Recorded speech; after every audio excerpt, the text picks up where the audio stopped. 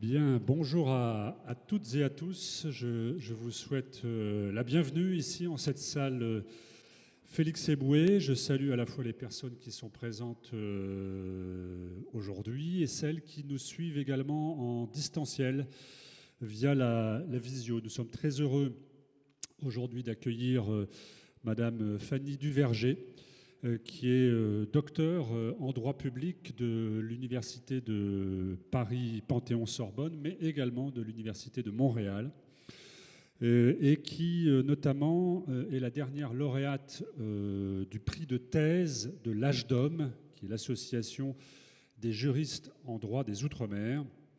Madame Fanny Duverger a écrit une somme sur la représentation coutumière en droit constitutionnel canadien et français.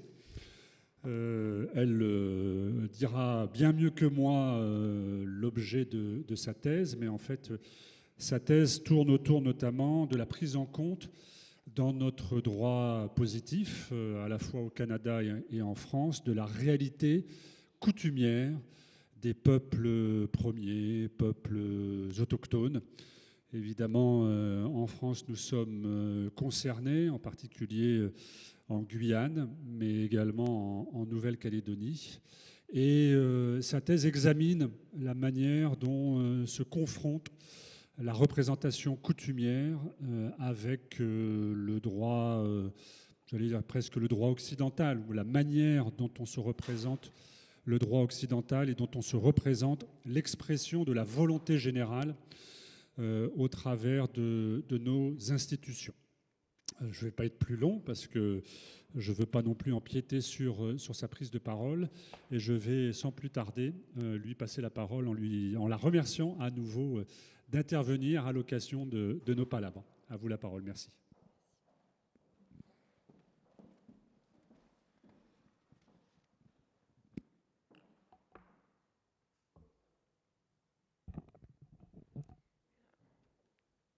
Je vous remercie,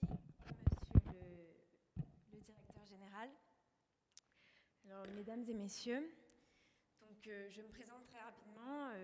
Je suis Fanny Duverger, enseignante-chercheur à l'Université de Rouen, et j'ai donc soutenu ma thèse de doctorat en droit public à l'Université Paris-Panthéon-Sorbonne et à l'Université de Montréal. C'était une co-tutelle de thèse, ce qui implique que j'ai dû partir pendant un an et demi à l'Université de Montréal. Et sans le savoir, j'ai fait le choix de partir en janvier 2020, donc exactement au bon moment où il fallait partir à l'étranger pour voir du pays. J'ai ensuite soutenu ma thèse en juin 2023, et donc j'ai eu le prix de thèse de l'Âge d'Homme de l'Association des juristes en droit des Outre-mer, le prix de thèse en co-tutelle France-Québec et le prix spécial de l'Assemblée nationale. Et grâce à cela, je suis invitée à vous parler de mon travail et de la représentation coutumière au sein des Outre-mer. Alors, je vais vous présenter d'abord de façon générale la question que je me suis posée dans ma thèse, ensuite la méthode que j'ai adoptée pour y répondre, et surtout, je voudrais vous présenter les résultats auxquels j'ai abouti pour les Outre-mer français particulièrement et les évolutions juridiques qui sont possibles pour les institutions coutumières en France. Alors, pour commencer, la thèse et sa problématique premièrement. Et pour vous présenter la problématique, la question de ma thèse, je vous invite à imaginer deux situations qui se sont réellement produites et que vous connaissez peut-être même déjà. La première se passe en France, précisément en Nouvelle-Calédonie en 1984. Éloi Machoro, leader indépendantiste kanak, appelle au boycott des élections territoriales de cette année-là.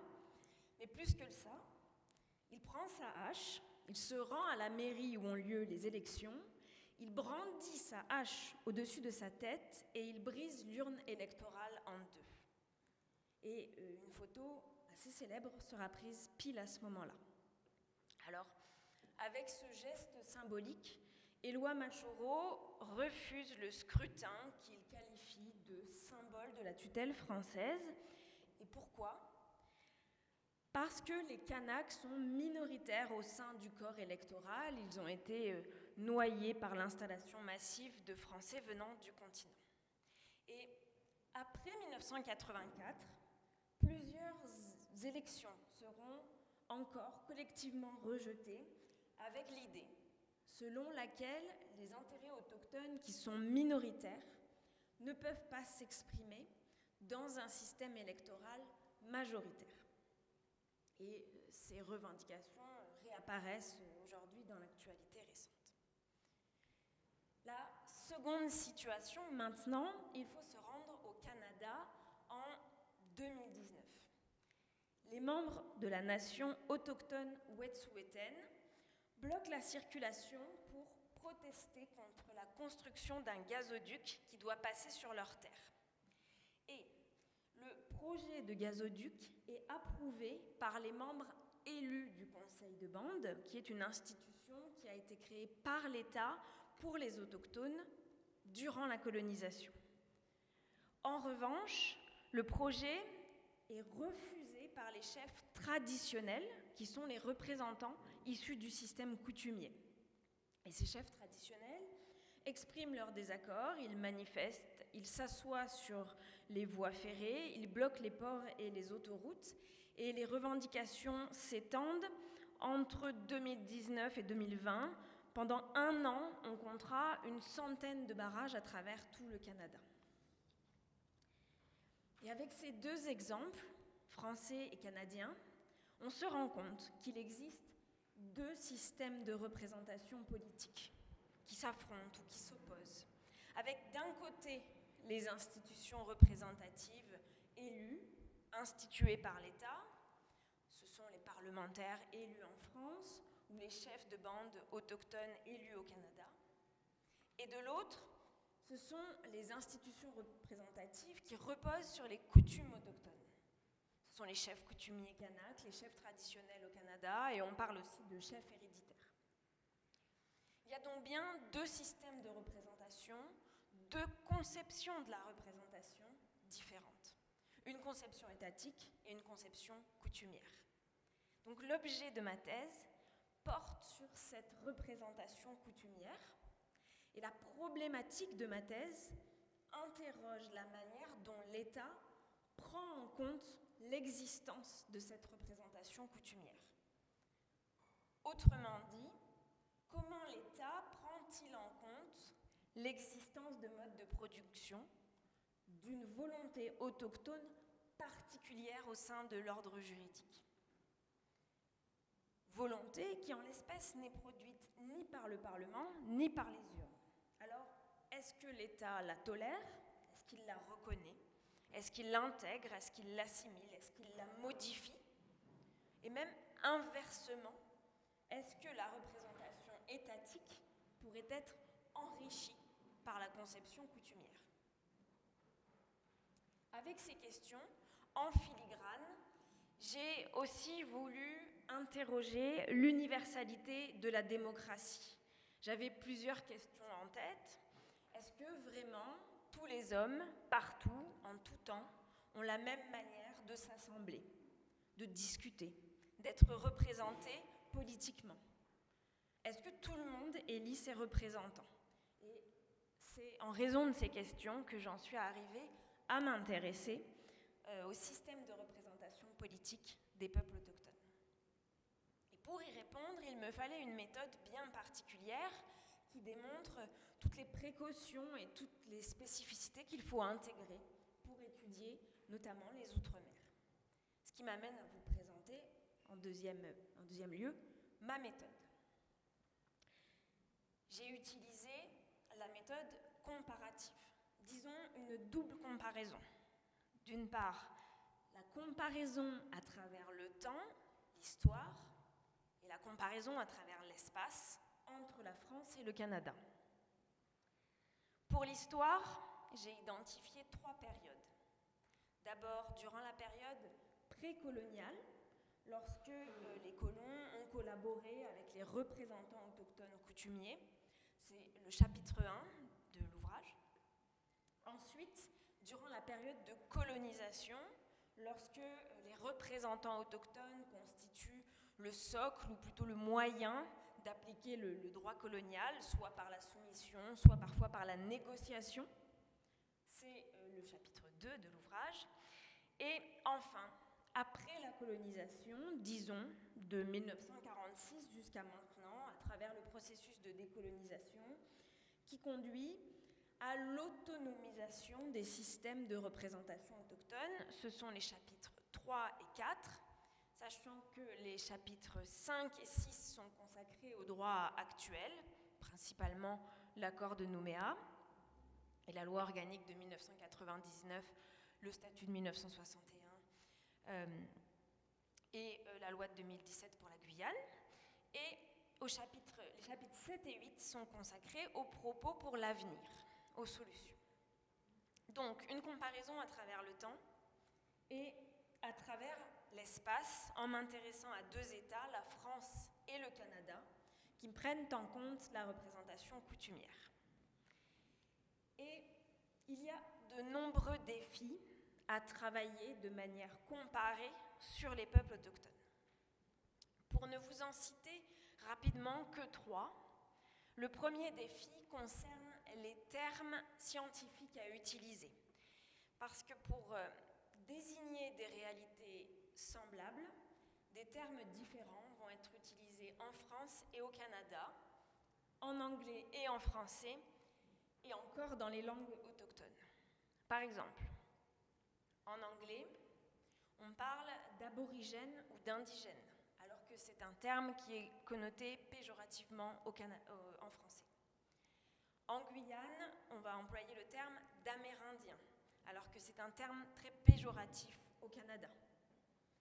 Au Canada, on parle de droit autochtone, de peuple autochtone, de représentation autochtone.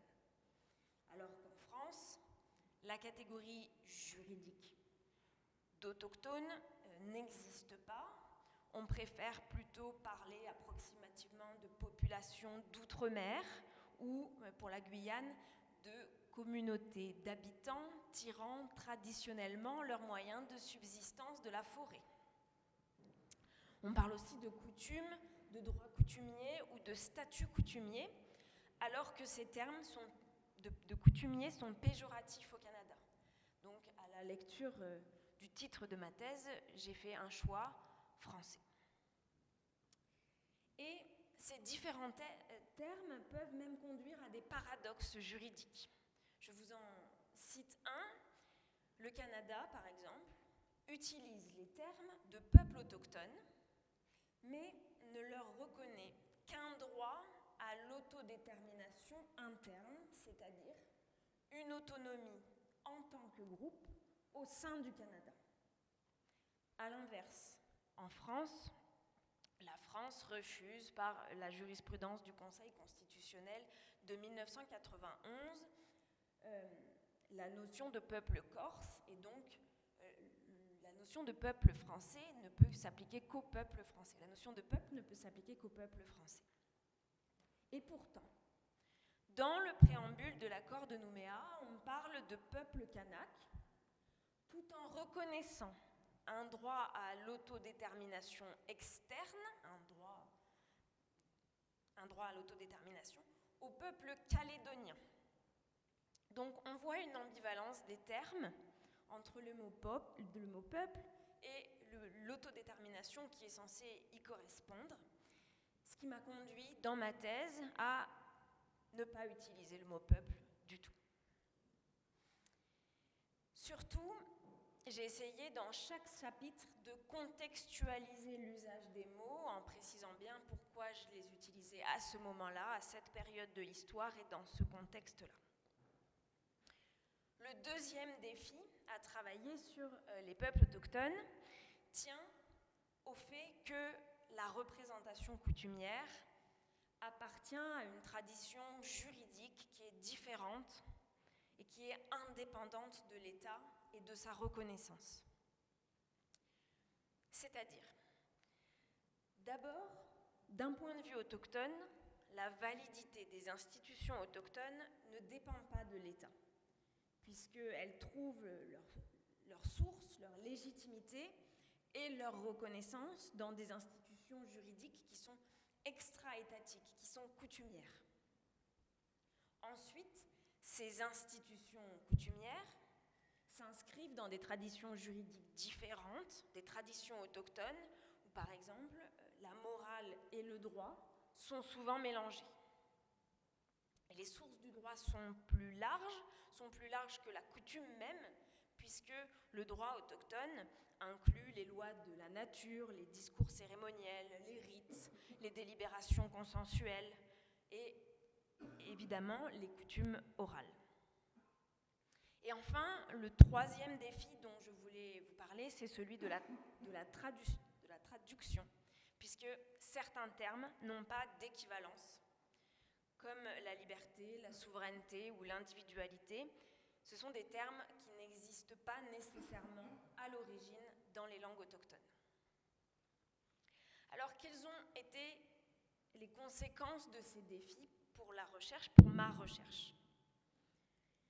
D'abord, l'étude des institutions coutumières autochtones ne s'est pas limitée aux textes législatifs et aux décisions de jurisprudence. Il a fallu élargir la recherche à tous les ouvrages qui présentent les coutumes autochtones, même si ces coutumes n'étaient pas encore reconnues par le droit positif. Et ces coutumes parallèles, en dehors du droit positif, expliquent même souvent d'ailleurs pourquoi parfois le droit positif peine à être appliqué. Ensuite, identifier ce que voulait dire la représentation politique pour les autochtones a impliqué souvent de lire des ouvrages d'anthropologie juridique, des livres écrits par les autochtones et des manuels de droit écrits par les autochtones. Alors en France, il y en a très peu, mais il y en a une bonne dizaine au Canada. Et en France, je pense à la thèse de Léon Wamitan, Peuple kanak et droit français, qui est une thèse parlant du droit autochtone soutenue à l'université de Clermont-Ferrand. Et enfin, ces défis impliquent de tenir compte des emprunts qui résultent des contacts qu'il y a eu entre autochtones et européens, qui permet de comprendre comment des concepts juridiques ont voyagé du droit étatique au droit autochtone, aux coutumes. Par exemple, l'élection résulte d'une influence du système étatique et ne provient pas des coutumes. L'objectif, c'est une meilleure compréhension de ce qu'est la représentation coutumière et de ses évolutions, et de ce que l'État a pris en compte ou non, en la modifiant ou non. Finalement, j'ai donc choisi, au Canada et en France, 3 communautés autochtones qui sont, pour la France, en Outre-mer, les Amérindiens de Guyane, les insulaires de Wallis et Futuna et les Kanaks de Nouvelle-Calédonie. J'ai justifié mon choix, mais en faisant un choix, on note immédiatement les limites de la recherche. D'abord, avec 6 communautés dans 2 pays différents et 3 outre-mer, je n'aurais pas pu me rendre en personne dans chaque territoire pour des raisons de temps, de pratique et surtout de financement. J'ai pu aller au Canada et j'avais prévu de faire des études de terrain, mais le second obstacle que j'ai rencontré a été la pandémie de Covid. Donc, l'objet même de ma thèse porte quand même sur le droit étatique. Donc le droit étatique qui reste accessible en ligne et j'ai dû me débrouiller autrement pour avoir accès aux coutumes qui n'étaient pas reconnues encore par le droit, mais évidemment, par essence, cette solution est imparfaite. Et autre limite de mes recherches, c'est que je suis spécialisée sur un point précis, un peu comme tous les docteurs, mais je ne connais que très peu les autres outre-mer, en dehors des 3 que je vous ai cités, même si après, à la fin de ma thèse, j'ai essayé d'élargir mes recherches en écrivant des articles sur d'autres outre-mer. J'ai quand même essayé de dépasser les limites de la recherche, ce qui m'amène maintenant à vous présenter les résultats en vous faisant part des difficultés juridiques que j'ai rencontrées et que vous rencontrez aussi peut-être dans votre pratique professionnelle. Et j'essaierai ensuite de discuter des possibles évolutions. Alors, troisièmement, les résultats. D'abord, de façon générale, la recherche m'a permis de donner une définition complète de la représentation coutumière, d'en déterminer les institutions, les évolutions et d'interroger les mécanismes universels de la représentation. Alors, juridiquement, la représentation coutumière est une représentation politique fondée sur des sources coutumières ou de droit coutumier, selon laquelle ceux qui produisent les coutumes autochtones exercent le pouvoir normatif et expriment une volonté qui va être imputée à la communauté. Alors plus concrètement, la représentation politique coutumière se caractérise par une multitude de mécanismes résultant de l'histoire. Initialement, elle se traduisait par une désignation non électorale de ses représentants, qui adoptaient leurs décisions de façon consensuelle. Et pourtant, en contact avec la représentation étatique, la représentation coutumière a parfois évolué en intégrant l'élection comme mode de désignation, en intégrant la procédure majoritaire comme mode de décision. Ensuite, la reconnaissance par l'État de la représentation coutumière ne conduit pas nécessairement à un effondrement de l'État, mais peut conduire à lui conférer une nouvelle légitimité, notamment pour éviter l'ineffectivité du droit étatique.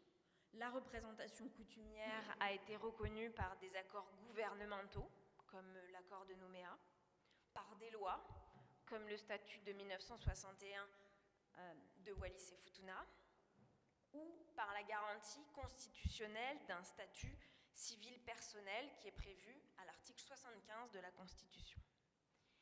Et aujourd'hui, il en ressort que les éléments communs de la représentation politique peuvent coexister au sein d'institutions représentatives partagées avec les non-autochtones. On pense aux parlements nationaux, mais plus spécifiquement au Congrès de la Nouvelle-Calédonie, à l'Assemblée territoriale de Wallis et Futuna, ou même aux conseils municipaux de Guyane. Et dans ces institutions, évidemment que les communautés autochtones se sont appropriées le mécanisme électoral pour la désignation des représentants et le principe majoritaire pour les délibérations. Et parallèlement à cette coexistence, à cette acculturation, pourrait-on dire, les spécificités de la représentation coutumière perdurent au sein d'institutions représentatives autonomes, donc qui peuvent être de source coutumière ou de droit coutumier, c'est-à-dire reconnu par l'État. Et il en est ainsi des rois de Wallis et Futuna, des conseils coutumiers kanak ou des conseils des Premières Nations au Canada, où, en leur sein, ils s'inspirent de leur tradition. Dans ces institutions-là, l'élection laisse la place à des mécanismes coutumiers et le vote majoritaire s'efface devant des procédures plus consensuelles. Et enfin, la recherche m'a permis d'imaginer certaines évolutions au regard des ambivalences juridiques que j'ai rencontrées. Alors, concernant ces évolutions, je dois préciser, avant toute chose, que le juriste n'a aucun avis politique. Il va se contenter de connaître l'ensemble des normes passées, présentes et éventuellement celles qui seront appliquées à l'avenir. Et c'est déjà une mission assez grande vu le nombre de normes qu'il existe et même qui sont applicables aux institutions politiques coutumières. Et par conséquent, les ambivalences dont je vais vous parler maintenant ne reflètent pas du tout mes convictions politiques, mais elles identifient plutôt des pierres d'achoppement entre différentes normes et différentes pratiques, une différence entre les deux et donc une identification de ces ambiguïtés juridiques que je présenterai concernant la Guyane d'abord, Wallis et Futuna ensuite, et enfin rapidement sur la Nouvelle-Calédonie. Concernant la Guyane d'abord. Alors, les principales difficultés viennent de la reconnaissance du système coutumier, puisque pour la Guyane, aucun statut civil personnel en vertu de l'article 75 de la Constitution n'a été reconnu. Alors, la question est la suivante: quelle place et quelle légitimité juridique pour les chefs coutumiers guyanais? Il y a deux difficultés. La première difficulté vient de leur processus de désignation, puisque d'un côté, la désignation coutumière relève généralement du consensus, de l'hérédité. Idéalement, le chef coutumier est un représentant de la communauté qui est âgé, qui est respecté, qui a une capacité oratoire et une conduite exemplaire, et un comportement que l'on peut qualifier de généreux. Et cette désignation coutumière, elle a l'avantage de bien différencier les chefs coutumiers et les maires. Mais pourtant, d'un autre côté, parmi les Amérindiens, certains ont pu souhaiter l'élection des chefs coutumiers pour apporter une meilleure lisibilité aux institutions ou un caractère plus démocratique. Et lorsque l'élection a pu gagner certaines communautés, des conflits ont pu apparaître. Par exemple, en 2007, au village de Balaté, la Fédération des organisations autochtones, qui est dirigée principalement par les Kalina, qui sont favorables au mécanisme électoral, a organisé des élections pour désigner un nouveau chef coutumier. Mais la chef coutumière qui était en fonction a en retour dénoncé l'illégitimité de ces élections et elle a appelé au boycott de ces élections. Et donc, pendant un certain temps, il y a eu une concurrence entre deux chefs. D'une part, une chef coutumière désignée par la communauté et d'autre part, un chef élu, adjoint au maire de la mairie de Saint-Laurent-du-Maroni, qui avait donc été élu par une partie seulement du village. En 2011, il y a eu un conflit similaire avec la destitution d'un chef coutumier du village Kalina de Kourou, qui a été remplacé par l'élection de Roger François, qui était alors adjoint au maire. Donc, ce qu'on observe, c'est que par acculturation, la pratique coutumière évolue parfois vers le système électoral de droit commun, mais sans qu'il n'y ait véritablement de débat préalable, de débat global préalable, ni qu'il n'y ait un encadrement officiel du mode de scrutin. Et parfois, il peut donc y avoir une certaine confusion entre les chefs coutumiers et les maires, d'autant plus qu'aucune norme juridique ne vient préciser la mission des chefs coutumiers dans le droit positif. Ce qui m'amène donc à la seconde difficulté, qui vient de l'absence de cadre juridique précisant les compétences des chefs coutumiers de Guyane. Les missions qui ont été octroyées aux chefs coutumiers trouvent leur origine dans l'administration indirecte coloniale, puisque l'administration se fondait sur la légitimité interne de ses chefs, et elle attendait d'eux un exercice de leur autorité qui était en faveur du système colonial. Et cette politique d'administration indirecte a été conservée par le département lors de sa création en 1968. Elle a été reprise par le Conseil général en 1982 et depuis lors, les représentants coutumiers amérindiens et bushinengués de Guyane sont donc reconnus, nommés et indemnisés par le département. En 2017, la loi relative à l'égalité réelle outre-mer a confié cette compétence de reconnaissance au Grand Conseil coutumier qui constate la désignation des autorités coutumières et la notifie aux représentants de l'État. Mais malgré la reconnaissance de leur existence et de leur rémunération, il reste qu'aucune disposition, ni législative, ni réglementaire, ne vient définir les compétences des autorités coutumières. Ce qui peut être une sorte de liberté, mais qui peut aussi être source de conflits et d'insécurité juridique. On pense par exemple au conflit dont je vous ai parlé pour le Canada, où il y a d'un côté un système autochtone instauré durant la colonisation qui est reconnu par l'État, et de l'autre un système coutumier, purement coutumier avec les chefs héréditaires, et lors de nécessaires consultations, on ne sait pas quel représentant consulter. Et au Canada, la situation a d'ailleurs dégénéré avec les nombreux barrages sur tout le territoire. Et en Guyane, on a pu voir apparaître des problématiques similaires, notamment avec un conflit maintenant solutionné qui concernait le projet CEOG, la centrale électrique de l'Ouest guyanais, pour la construction d'une centrale d'énergie renouvelable à hydrogène.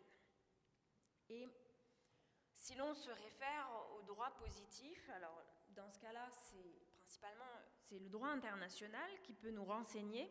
La Déclaration des Nations Unies sur les droits des peuples autochtones nous dit que les consultations s'organisent par l'intermédiaire des institutions représentatives choisies par les autochtones eux-mêmes.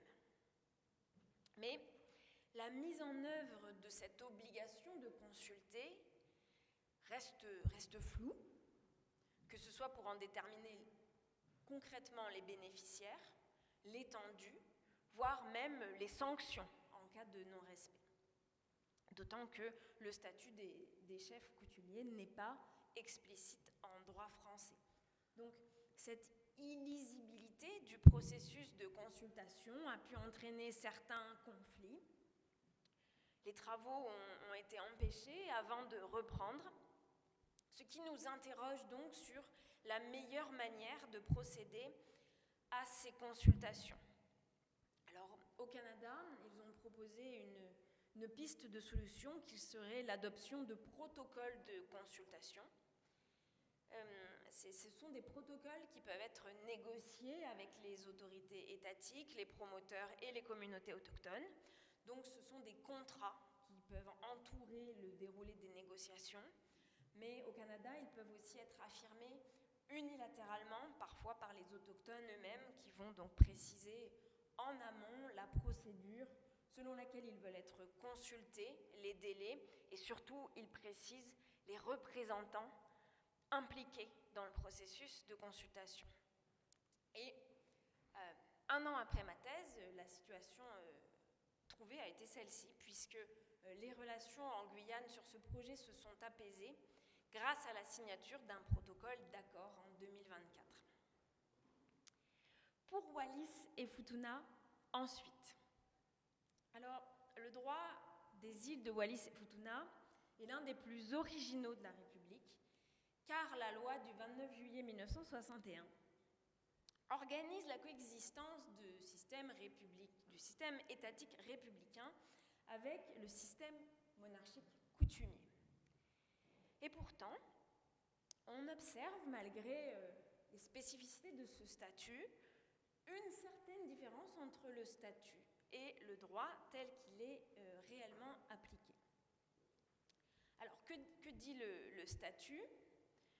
Les coutumes sont applicables en matière civile et les autorités coutumières, des rois aux chefs de village, sont chargées de les produire, de les interpréter et de les faire appliquer. Et pour garantir le respect de ces coutumes, le statut de 1961 consacre la création d'une juridiction de droit local. Alors, il y avait même un arrêté du 20 septembre 1978 du Haut-Commissaire de la République qui prévoyait l'instauration de 3 tribunaux coutumiers de premier degré, d'un tribunal de deuxième degré et la possibilité d'un recours devant la Cour d'appel de Nouméa et qui envisageait la présence d'assesseurs coutumiers. Mais cet arrêté n'a jamais été appliqué en raison de désaccords avec les autorités coutumières et donc, en l'absence de juridiction institutionnalisée, le respect de la coutume est garanti par les chefs de village, les chefs de district et en dernier recours par les rois. On note donc une première différence entre la pratique et le statut de 1961. Ensuite, le statut de 1961 exclut la matière pénale du champ de la coutume, ce qui interdit a fortiori toute sanction pénale coutumière. Selon le droit positif, seules les juridictions de droit commun, donc le tribunal de première instance de Mata-Utu et la cour d'appel de Nouméa, restent compétents pour l'application de la loi pénale qui est la même pour tous, indépendamment du statut personnel. Et pourtant, dans les faits, les Wallisiens et les Futuniens saisissent souvent d'abord les autorités coutumières, même concernant ces litiges pénaux qui sont perçus comme indissociables de la question civile. Les tribunaux de droit commun sont donc saisis après les décisions rendues par les autorités coutumières, sans que ça ne soit vraiment prévu comme un jugement en appel. Il y a donc une deuxième différence entre le statut de 1961 et la pratique. Et la troisième différence entre le statut et la pratique concerne le foncier, puisque le décret de 1957, réaffirmé en 2007, mentionne que la compétence concernant les biens et le droit foncier revient à l'Assemblée territoriale. Mais le statut de 1961 a ajouté que ce régime domanial et foncier devait être précisé et déterminé par décret. Et le décret n'a jamais été adopté. L'article a été abrogé et le foncier a toujours été géré dans la pratique par les autorités coutumières. Et donc, les droits sur les terres sont collectifs et sont attribués aux familles, aux villages et plus rarement au royaume. Et donc, dans ce cadre, les achats de lots de terre sont très compliqués, puisque seuls des droits d'usage sont susceptibles d'être consentis ou non à des acteurs externes, privés ou publics, et pour des durées et dans des conditions non sécurisées, ce qui est peu compatible avec des usages de long terme. Il y a donc parfois des tensions avec les promoteurs extérieurs, tensions qui devraient se régler devant le tribunal de première instance de Mata-Utu, et pourtant, la pratique démontre, là encore, un appel à la justice coutumière. Alors, pour régler cette différence entre le droit et la pratique, l'Assemblée territoriale a voté à l'unanimité en 2023 pour que la compétence de ce domaine soit formellement transmise aux autorités coutumières. Et le député de Wallis et Futuna a déposé le 31 janvier 2023 une proposition de loi qui a pour objectif de transférer cette compétence aux autorités coutumières locales. Dans l'exposé des motifs, il propose d'entériner une situation de fait. Donc, il semble donc que ce soit une évolution qui soit souhaitée par les insulaires, principalement pour moderniser le droit local ou éviter la remise en question des décisions qui sont rendues par les autorités coutumières. Maintenant, concernant la Nouvelle-Calédonie, ce que j'ai pu constater, ce sont des observations similaires à la Guyane, en Nouvelle-Calédonie, concernant les institutions coutumières kanak.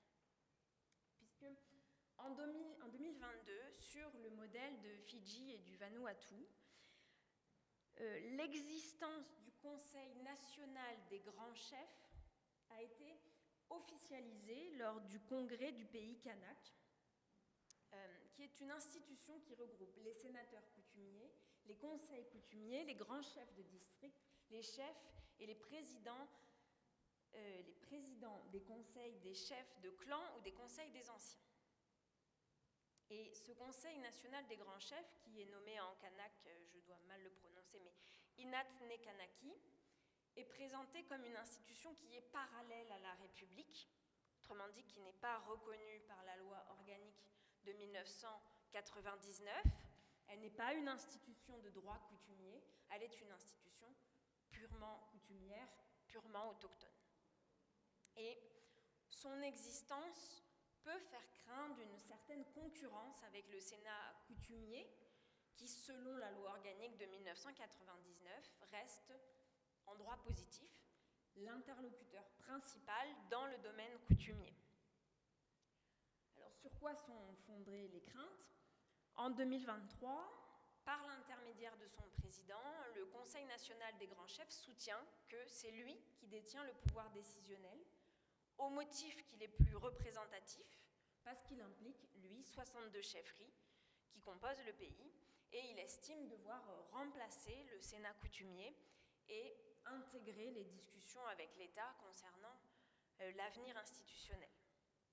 Et en se fondant sur la coutume, il va s'opposer aux décisions qui sont prises par le Sénat coutumier, que ce soit, par exemple, concernant la destitution du dernier président malgré ses condamnations pénales ou de la nomination du nouveau président, à l'époque Victor Goni, qui a été aujourd'hui transféré, le pouvoir a aujourd'hui été transféré à un autre président.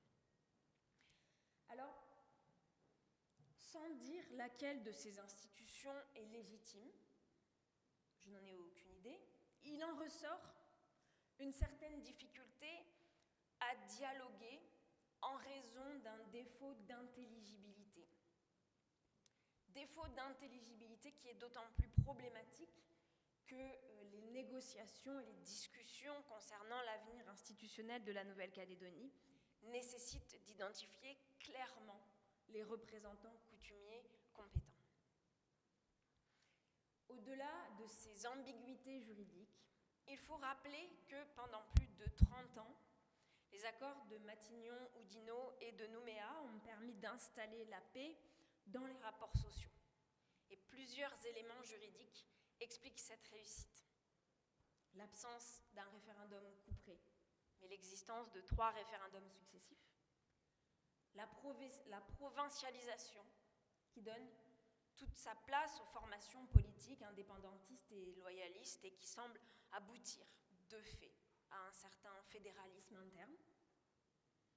La représentation proportionnelle au sein des assemblées de province, au Congrès, et ensuite la collégialité gouvernementale qui permet une meilleure représentativité et qui amène les forces politiques à travailler ensemble. La reconnaissance d'un statut personnel coutumier concernant le domaine civil, et enfin, la non-imposition de l'élection concernant la désignation des représentants coutumiers, alors même qu'à partir de 2005, il était envisagé, en lieu et place des désignations sénatoriales selon la coutume, d'instaurer l'élection pour les sénateurs coutumiers.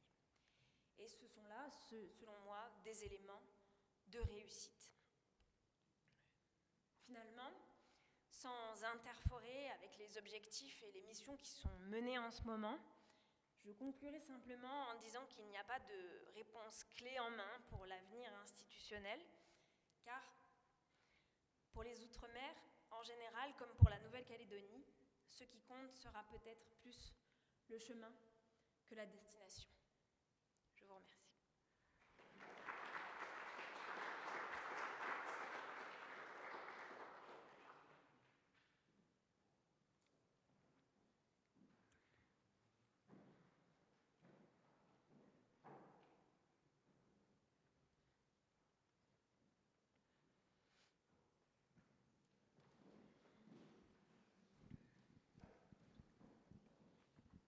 Oui, bonjour. On est parfois confronté dans nos différentes attributions à des difficultés sur le droit foncier applicable. Donc vous l'avez évoqué sur une de vos pistes de recherche. Quel conseil vous donneriez, par exemple, pour trouver des réponses pour Mayotte, par exemple, où on a parfois des difficultés pour identifier quel est le propriétaire, ou en Polynésie française? Est-ce que vous avez des références juridiques ou des orientations bibliographiques? Alors, malheureusement, je ne connais Mayotte que pour l'avoir exclu en introduction dans ma thèse. Comme sur les références bibliographiques sur Mayotte, je connais le professeur Étienne Cornu qui a écrit beaucoup d'articles sur le sujet et qui, en plus, c'est un professeur de droit privé, donc qui s'est vraiment intéressé à ce sujet-là. Et je n'ai pas d'idée d'article en tête, si ce n'est le professeur Cornu, Étienne Cornu. Et je n'ai pas d'autres références à vous donner sur Mayotte. Je l'ai exclu puisqu'il y a un statut civil personnel qui existe, mais la départementalisation a conduit à l'inintelligibilité de ce statut personnel. Les pouvoirs et les compétences des cadis diminuent peu à peu, et c'était assez compliqué pour moi d'y voir clair dans le droit positif et dans les coutumes. Donc ma réponse ne vous aide pas du tout, mais ça confirme la question que vous posez.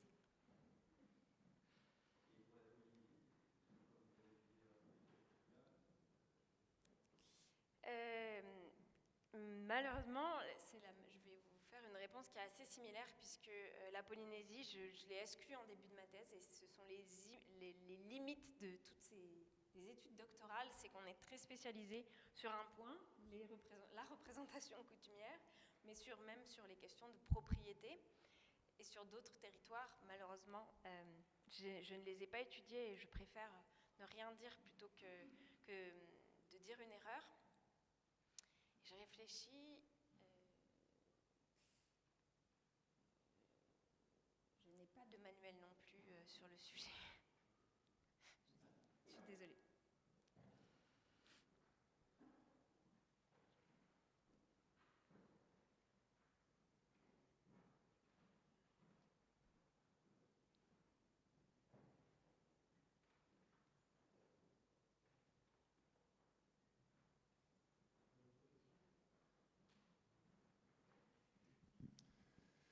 Bonjour, je vous remercie pour cet éclairage juridique qui est vraiment intéressant.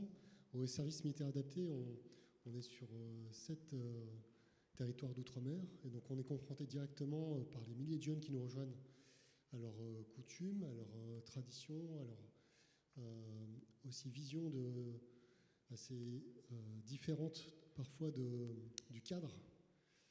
Et finalement, en arrivant, nous, on s'adapte énormément, et je vois que la République s'adapte énormément localement. On voit notamment, vous l'avez cité, sur la Nouvelle-Calédonie. Est-ce que notre République ne s'adapte parfois pas trop, si bien qu'on va tellement loin que derrière on a des tensions très très fortes? Alors c'est une question éminemment politique. Est-ce qu'on ne s'adapte parfois pas trop? Alors, pour vous répondre, je dirais déjà que, pour confirmer ce que vous dites, on s'adapte plus que ce qu'on laisse penser, puisque le droit, dans le droit, l'adaptation, elle est assez minime, dans le sens où on ne reconnaît pas de peuple autochtone, où il y a une faible reconnaissance. On a mentionné le peuple kanak dans le préambule de l'accord de Nouméa. Et pourtant, dans les faits, on s'adapte quand même beaucoup. En tout cas, on peut concurrencer le droit canadien. C'est ce que je voulais dire. En commençant ma thèse, j'avais le sentiment que peut-être le Canada, tout souvent on me disait, le Canada a tout à apprendre à la France, et ce n'est pas le cas. Nous avons nos mécanismes propres, français, en cohérence avec notre constitution d'adaptation. Est-ce que c'est trop ? Je ne sais pas. Je pense que la bonne adaptation, c'est celle qui fonctionne. Alors, en ce moment, il y a plutôt des conflits. Alors, il faudra trouver une solution. Est-ce que ce sera trop ? Je ne sais pas. Est-ce que l'accord de Nouméa était déjà trop ? Il a fonctionné pendant 30 ans. C'est une réponse un peu d'équilibriste que je vous formule, mais c'est une question politique et je pense que la réponse dépendra de chacun des deux camps. Je vous remercie. Oui, bonjour, Général Petit, commandant de la gendarmerie des Outre-mer. On est confrontés, nous, en tant que gendarmes, en permanence au droit coutumier, d'une manière ou d'une autre. Je vous donne un exemple très simple. Sur Futuna, par exemple, le roi local qui interdit aux gendarmes de convoquer une personne qui avait frappé sa femme, au motif que c'est du droit civil, qui relève du droit de la famille, et qu'il a bien le droit de taper sa femme, après tout. Voilà, donc ça, c'est la réalité à laquelle on est confronté en permanence. Donc, ma question rejoint un petit peu celle du colonel. Est-ce que finalement, ça n'a pas été une erreur stratégique de faire en sorte qu'on accepte finalement un droit coutumier, quel qu'il soit, y compris dans le champ du droit civil, plutôt que de cantonner la coutume finalement simplement au mode de vie classique. Et c'est un petit peu ce qui s'est passé à Mayotte, parce que finalement le droit cadial a été complètement mis sous le boisseau, éradiqué, quasiment supprimé et a quasiment disparu. Ce qui n'est pas le cas dans d'autres outre-mer. Donc je pense que, est-ce que justement le fait d'avoir accepté et toléré un droit coutumier, alors que la République est une et indivisible, n'est pas constitutif finalement du creuset de cette différenciation toujours plus importante qui existe entre finalement les gens qui vivent sous le régime de la coutume et dont certains cherchent à se libérer. Quand vous regardez la jeunesse dans les Outre-mer, il y en a quand même beaucoup qui cherchent à sortir du joug de la coutume, et puis ceux qui vivent entre guillemets à l'européenne, et ce qui a donc constitué finalement un fossé de plus en plus important qu'on constate par exemple en Nouvelle-Calédonie entre les gens qui relèvent du droit coutumier et ceux qui relèvent finalement du droit classique au sens où on l'entend habituellement nous, j'allais dire européens. Comme ça, j'ai un peu étudié les affaires judiciaires qui avaient lieu sur le territoire de Wallis et Futuna. Et, alors, je ne me rappelle plus exactement les affaires. Je crois qu'il y avait l'histoire du petit-fils du roi, l'affaire du petit-fils du roi qui avait tué quelqu'un parce qu'il conduisait une motocycliste et qu'il avait renversé une personne. Et après, ensuite, une autre affaire pénale dont je ne me rappelle plus exactement les détails. Mais de ce que je me souviens, c'est qu'à la fin, in fine, c'est le droit républicain qui s'est appliqué. Donc, là aussi, si la question est-ce qu'il y a trop d'inégalités, je dirais que le droit républicain peine à s'appliquer, mais il finit par s'appliquer. Et notamment parce que la jeunesse de Wallis et Futuna est favorable à l'application du droit républicain, en tout cas dans le domaine pénal, pour éviter l'impunité des rois. Un des éléments qui peut peut-être contribuer à empêcher ces inégalités, c'est d'instituer cette juridiction locale. J'en parle parce que elle a, je recherche mes notes, mais dans la proposition de loi qui a été déposée par le député de Wallis et Futuna, il a reproposé dans cette loi la mise en place de la juridiction de droit local qui pourrait, avec des assesseurs coutumiers en son sein, contribuer à une meilleure application de principes peut-être plus justes, plus égalitaires, et qui ne serait pas simplement une justice appliquée par le système coutumier et qui a parfois évidemment ses limites. En tout cas, il pourrait être intéressant de se fonder sur cette proposition de loi, puisqu'elle a été initiée par un Wallisien lui-même. Donc, normalement, ça pourrait créer une situation normalement sans conflit, apaisée. Si vous permettez, nous avons reçu une question dans le chat qui disait que pouvez-vous, s'il vous plaît, en dire plus sur le protocole d'accord sur SIOG signé par les communautés autochtones? Merci. Oui, c'est un protocole d'accord qui a été signé en 2024, il me semble en novembre 2024, entre la SEOG, la SEOG et le village de Prospérité. Et donc on trouve ce protocole d'accord sur le site internet de la SEOG, et qui explique donc qu'ils ont conclu un accord sur la manière dont ils allaient négocier et partager les ressources liées à la centrale, notamment en construisant des routes et en facilitant l'emploi des jeunes du village de Prospérité, il me semble, au sein de la centrale. J'avais une question sur le... Vous nous dites que on n'a pas tout à apprendre du Canada, mais est-ce que malgré tout, il y a des choses qui seraient intéressantes, peut-être dans les outils ou dans les façons de faire, dans la façon d'arpenter le chemin que vous mentionniez à la fin, peut-être moins dans les résultats, mais dont on pourrait expérimenter, s'inspirer côté français? Oui, il y a des éléments vraiment intéressants au Canada. Ils sont assez en avance, pourrait-on dire, sur la reconnaissance de l'adoption coutumière, puisqu'ils ont légiféré sur ce sujet. Ensuite,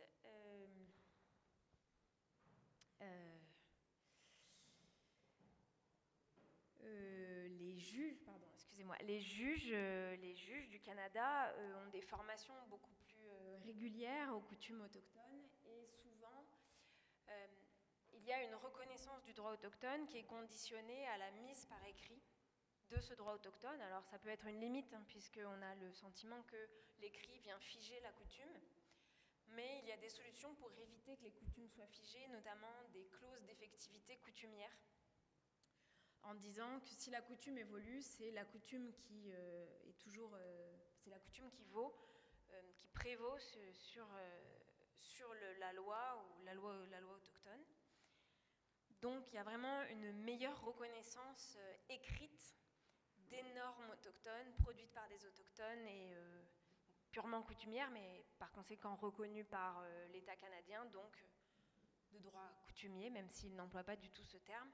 Il y a aussi des cours sur le sujet qui sont donnés à l'université, donc une sensibilité beaucoup plus élargie sur le sujet.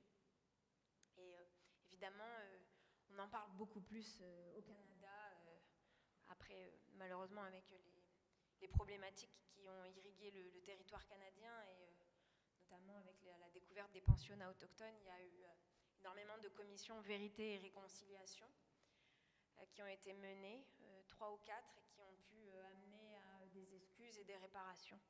Mais l'histoire canadienne n'est pas non plus exactement la même que l'histoire française, même si on peut évidemment s'en inspirer, puisqu'il me semble que c'est ce qui est proposé par le professeur Macias, qui envisage et qui réclame lui aussi l'ouverture d'une commission vérité et réconciliation pour les Hauts indiens en Guyane.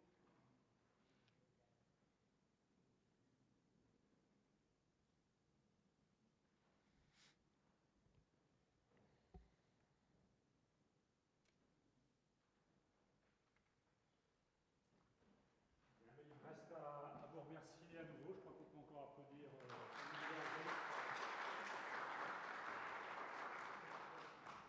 Merci à nouveau beaucoup pour votre intervention, et je vous donne rendez-vous pour les prochaines palabres qui auront lieu le 5 juin autour d'une invitée qui est une autrice de bande dessinée et qui nous fera réfléchir sur les sujets de migration et d'environnement dans les Antilles.